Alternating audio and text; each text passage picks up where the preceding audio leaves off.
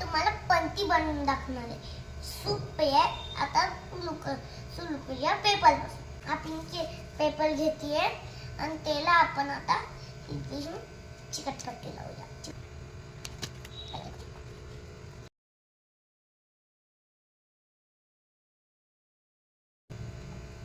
बघा झालंय दोन्ही बाजून लावून. आता मला एवढंच घ्यायचं, एवढंच हो ना. मग इथे ठेवून असं करायचं. मग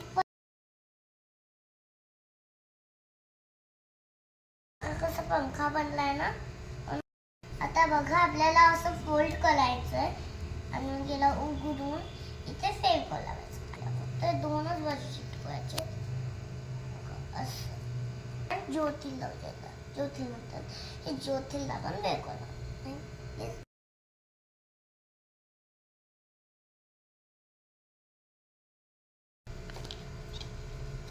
अशा अजून 2 बनवल्यात. या झाल्या 3. बाय.